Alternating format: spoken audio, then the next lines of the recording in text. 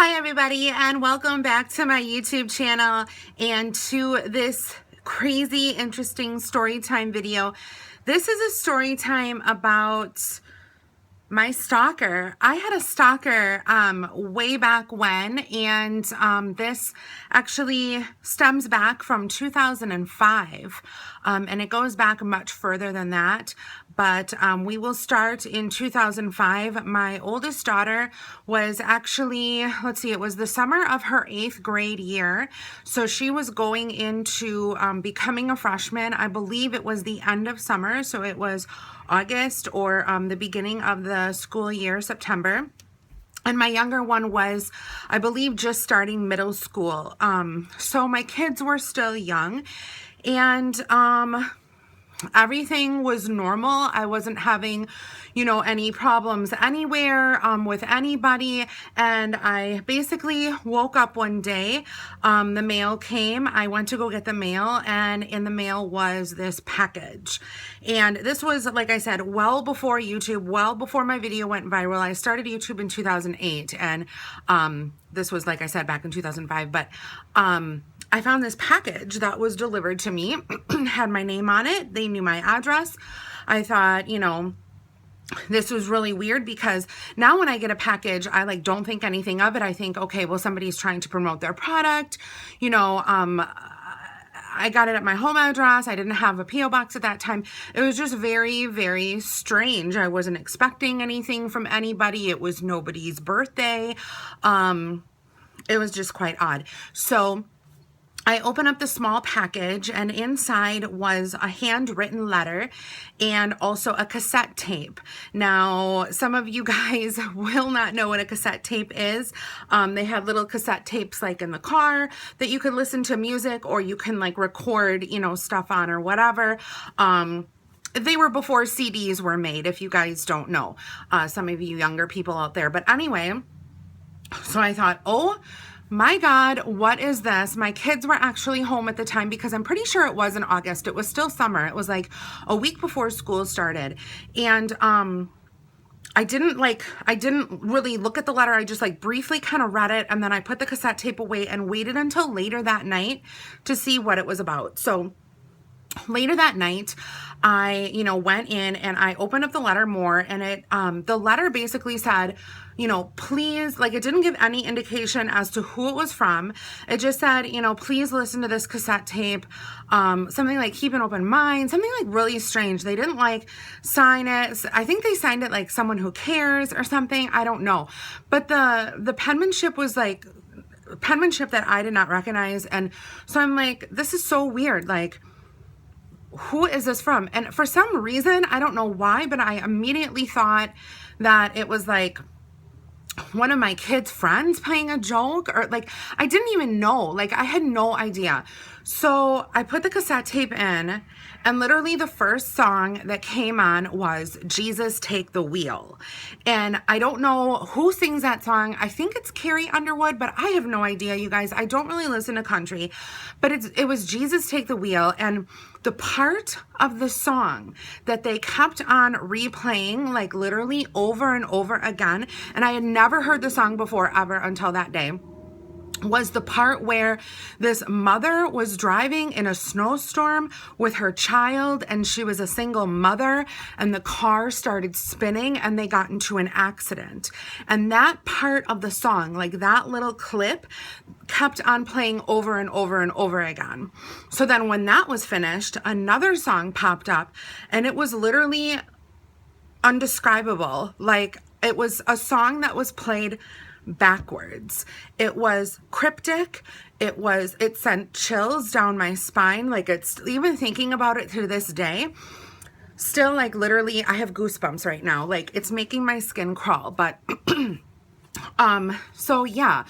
So that song kept on playing, and then the Carrie Underwood song, Jesus Take the Wheel, those little clips would start playing, and then another song came on, and it was just over and over and over repetition for literally an hour of music. And I sat there and I listened to the whole thing, because I thought, is this a joke? Am I being punked?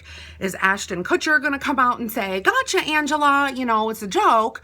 But no, that didn't happen. So the next day when my oldest daughter woke up, I showed her the note, and I didn't say anything about like the music. I just said that the music was kind of creepy, but do you know of anybody that might do this to us? Or, because literally that whole night I was thinking in my head, what enemies do I have? I literally have no enemies. I have no exes that would care enough to send me this. There's like no reason. I was thinking like family members that maybe, were like black sheep of the family. I couldn't think of anybody. The only person or group of people that I could possibly come up with at this point was my oldest daughter was getting bullied a little bit in 8th grade. And I thought, could it be these kids? But then why would they send it to me? Like, that doesn't make any sense.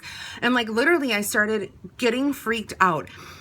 The worst thing that I could have done was actually shown my oldest daughter the note and told her about it, because she was petrified, literally petrified. That was like one of the worst things I did as a parent to this day that I can possibly remember. But honestly, we all were. Like, we would watch our backs, and I'm like, I don't know what to do. Like, I asked my parents, even my dad's like, Angela, you really need to call the police. Like, this is not normal. Like, we don't know, what's going on. I showed him, he touched it, fingerprints all over. So I called the police. And when I called the police, no, I actually went to the police station. And when I went to the police station, I had everything with me, and they had said, you know what, we're going to take the note, and we're going to take the tape cassette, and we want you to go home and actually sit down and make a list of all the people you could possibly think of that this might be. And we're going to have our private investigator call you, make an appointment, and come and sit down with you and discuss this in further detail. And I'm just like, okay, good. They're taking this, truthfully, like they're believing me. They're going to do something about it. Hopefully it'll all be okay. So about like 3 days pass. By this time, I think my kids started school. And literally the, private detective came, and it was interesting because the private detective that came from my city was actually, his old job was a police liaison officer at the high school where my daughter attended. So he was thinking possibly the same thing, that it could be like these kids that were bullying my daughter. And it wasn't like a big bully type situation. Like, there was a problem like with some older boys. There was just like a few little issues of some things, and we weren't too sure what it was. But anyway, so the private investigator came over to the house about 3 days later. My kids were in school, and he sat down with me, and I had a list, and the list was like so generic. It was like, I literally have no idea. He went through each and every person, and he's like, okay, why do you feel that it could possibly be this person? Is there any other person out there that like, you had a fight with, or like a family member that's like upset at you for some reason? Or like, do your parents have anybody mad at you, or the kids? And I literally had no idea. So he actually went to the school, and he pulled all of the people that my daughter named and asked them, and he called me and he questioned them, and he called me back, and he's like, Angela, he's like, I honestly don't feel like this has anything to do with your daughter. I feel like this was like pinpointed on you. Like, this has something to do with you. And I'm just like freaking out. And he's like, the only thing I can tell you to do, he's like, we're going to fingerprint all of the things, and I think by this time they did have everything fingerprinted, and they couldn't tell anything because there were so many fingerprints on the envelope, and there were so many like fingerprints of mine and my daughter's and my dad's on the cassette tape, plus like theirs, that they couldn't like really read anything and see anything.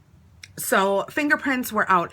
All mail that gets sent from my city and my surrounding city automatically goes to Milwaukee. So the postmark on the envelope was from Milwaukee. So we literally, it could have been anybody from my surrounding area. We had no idea. Okay. So he said, we're going to have police officers, like, come by your house and just like keep an eye. And literally, like every other night, I did see police like drive by my house. It was so crazy. I was like literally watching my back. Like I would go to the mall and I'd be like, oh my God, is this person in back of me? Like, who is this person and what is going on?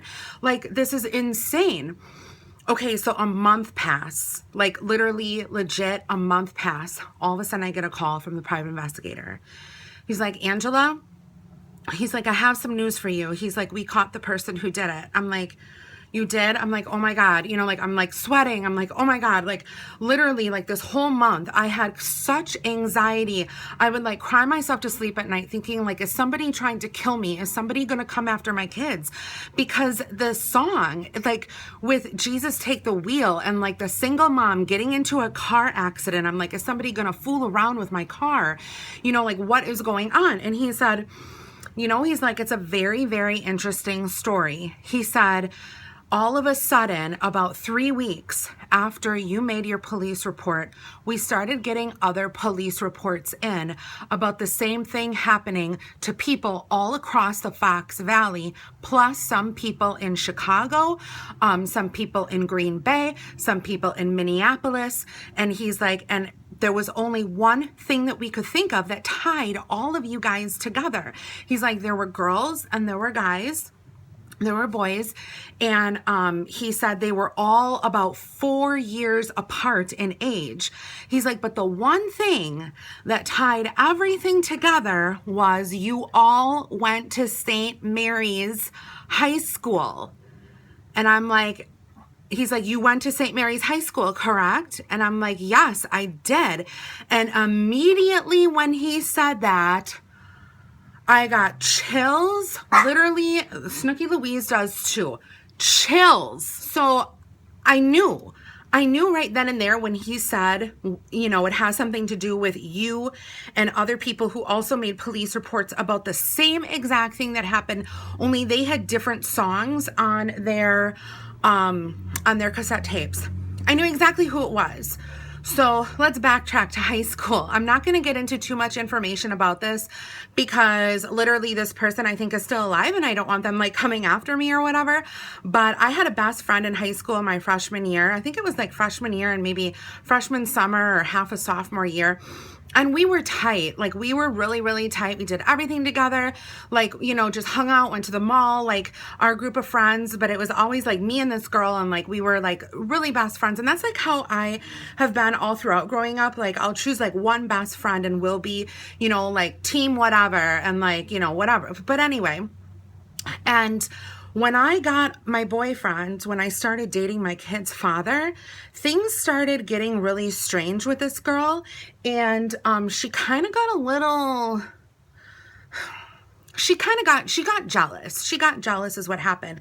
And I mean, we were like so tight. Like we were like best friends for like 2 years. And all of a sudden one day I remember my sophomore year at high school, she came up to me and she's like, Angela, she's like, I really don't agree with your boyfriend. And I just want to say that like, we can't be friends anymore. Like, I know we're best friends, but we like can't be friends anymore. Like, I don't want to talk to you and I didn't do anything. I'm like, what the fuck did I do? Like, and I mean, like when you're in high school, everything is heightened times a million and it's like devastating or whatever.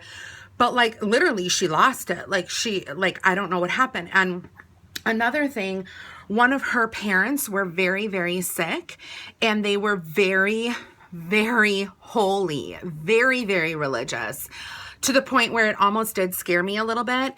And the parent that was not ill came to the school, I remember a week after she had told me this and said that the other parent who was ill was going to pass away because Jesus came to the parent and said that they were going to pass away within the week.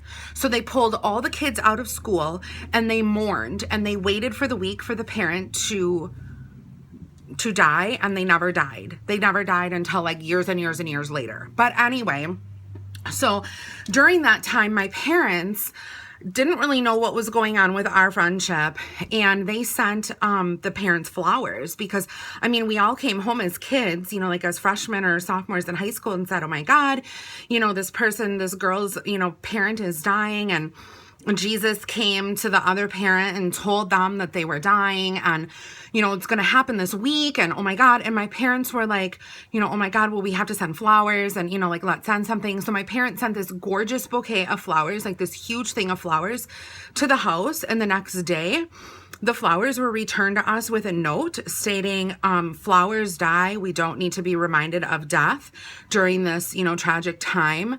Please take your flowers and basically shove it up your ass. So at that point, my parents were like, okay, well, like, you need to remove yourself from the situation. We all do. This is not healthy. You know, they are not healthy people. Let's just stay away. So I remember, oh, Snooky Louise. So after this, I remember my junior year and my senior year. I remember this girl like dating on and off, like having friends, but like getting into fights, and not like physical fights, but just like arguments. And like by the end of senior year, I remember all of the senior guys in my class, pretty much like the majority of them, couldn't stand this girl, like literally couldn't. And I felt sorry for her, but like literally she did it to herself, and obviously her upbringing had a lot to do with it. But yeah, so I remember when we went to graduation, I remember one of the guys in my class literally said something to her father, like in front of everybody. And like they got into a heated argument, and it was so crazy. Like I went to a Catholic high school, and this was like way back in 92 and 91. So this is like back far. So, yeah, so that happened. So immediately back to the story, when the police officer said about that, I thought, oh my God, let's just call her Lucifer.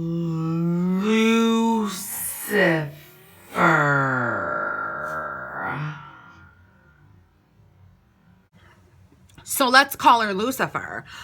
I remember thinking, it's Lucifer, isn't it? And he said basically what happened was they ran everything through the database like one last time, and all like 15 other people who I went to high school with in my class, some upper, some lower classmen, all had the same thing happen to them. And I said, there's one thing that doesn't pan out to me. I said, I know Lucifer's handwriting. She had very, very, very distinctive handwriting. I'm like, and that handwriting on that envelope is not hers. I'm like, I'm telling you guys this right now. And he said that he was going to be going to the house and talking to her, and wanted to know like if I wanted to press charges. And at this point, like it was a month now. I have been living in fear for a month, watching my back. My kids went through so much anxiety through this whole thing, literally living in fear, not knowing if somebody was watching us, not knowing if somebody was going to kill us or whatever.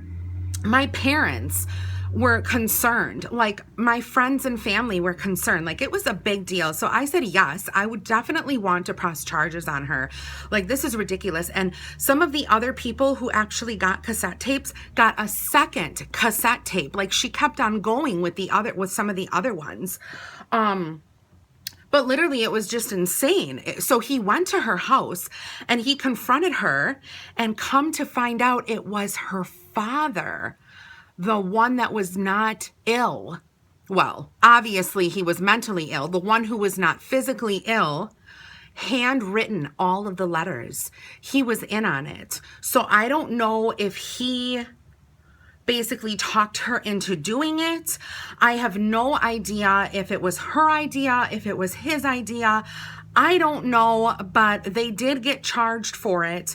And I don't know if she had to do counseling afterwards. I think the charges were dropped because they could definitely see that she was like a psychotic bitch. And like, I don't know. It was so crazy though. So bizarre. I will never forget this. I have never run into her again, but I will say about 2 weeks after it happened, I believe I saw her. I believe she was in a parking lot that was near my house, and I went outside, I got into my van. Actually, it was my car at the time. I got into the car and I noticed the car sitting there. And as I went out, she started following me, and I was like, this is fucking her. This is fucking her. So I pulled over and she quickly sped up, and she went right on the highway, and I tried following her, and I was going to be late for work. I couldn't get a license plate number or anything, so I just let it go. But I did tell the police officer that I did feel that she, you know, was watching me and things. It was literally insane.